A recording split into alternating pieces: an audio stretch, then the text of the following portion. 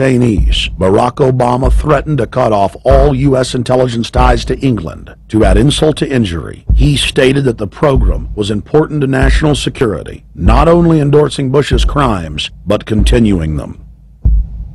Obama voted for a reinstatement of the Patriot Act.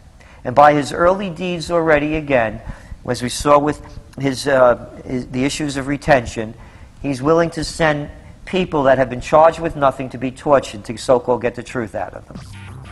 If the makers of this film attempted to cover all of Obama's lies, this documentary would never be released because there are new ones every day. So in the interest of time, we're going to cover one more big one. Barack and his handlers made the cornerstone of his campaign, keeping lobbyists and donors out of his administration. Within hours of being elected, Obama did a 180 and filled the White House and federal government with lobbyists and donors at all levels. Obama picked William Lynn, the top lobbyist for Raytheon, to fill the #2 position of the Department of Defense. Timothy Geithner, former president of the private Federal Reserve Bank of New York, was picked by Obama to be Secretary of the Treasury. Geithner promptly crammed the Treasury Department full of lobbyists, like his Chief of Staff, Mark Patterson, formerly the top lobbyist at Goldman Sachs. Obama appointed top lobbyist to the Saudi royal family, George Mitchell, as the lead Middle Eastern envoy. Obama appointed the king of Wall Street lobbyists, Leon Panetta, to head up the CIA. Obama tapped Tom Daschle, top lobbyist for healthcare firms, to run the Department of Health and Human Services, and the list goes on and on. Then, 3 weeks into his administration, Obama launched a new lie, more outrageous than the previous.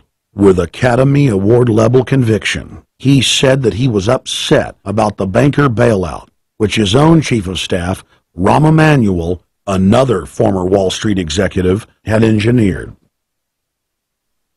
Obama said that he had signed an executive order capping the CEO's salaries of those who had taken the bailout money. There was just 2 problems. All the major banks and brokerage firms were exempt, and the new order only dealt with any future bailouts. And those were to be on the honor system. What gets people upset, and rightfully so, are executives being rewarded for failure. AIG, Bank of America, and Citigroup, which have received billions in bailout money, don't fall under this plan. Only banks negotiating future agreements with the government will be restricted. But this appears to be built on an honor system, and White House Press Secretary Robert Gibbs had a hard time explaining how enforcement would work. Well, let me get, I will get clarification from Treasury on that. Generally speaking, this is already the biggest liar and the biggest disappointment that we've seen in recent history. And again, qualitatively beyond the rather low standards set by Bush the Elder and Clinton in terms of delivering on promises. Bottom line, Obama is a fantastic actor and an even better liar. His track record is clear. He has done the opposite of everything he told the people he would do. They'll make up one lie after another. And if you believe these people, knock yourself out. I don't believe a word they say. Within 1 month of the passage of the first banker bailout bill, the press reported that over $5 trillion had just disappeared out of the U.S. Treasury.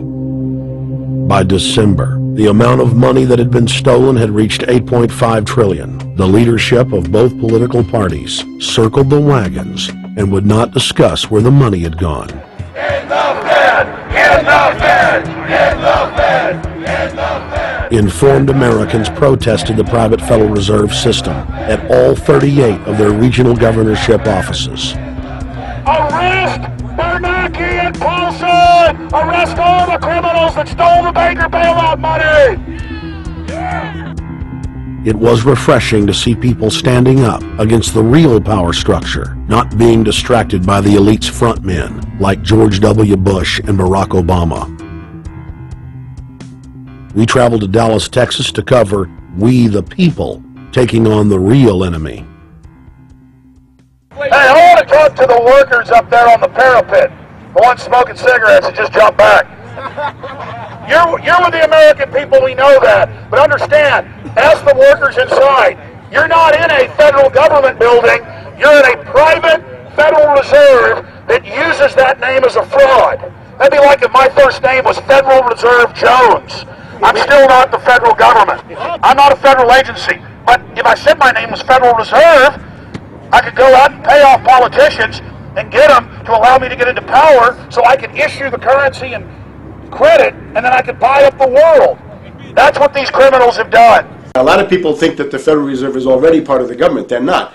It's controlled by cliques of unelected, unaccountable bankers meeting in secret. Most of these people have never even been through the formality of a Senate hearing or a Senate confirmation. They claim that they're part of the U.S. government. They masquerade as if they were part of the U.S. government. But in reality, this is a purely private operation. Jackals, hyenas, raptors, all of them loyal, not to the American people, but to the Wall Street banks, which is where most of them come from.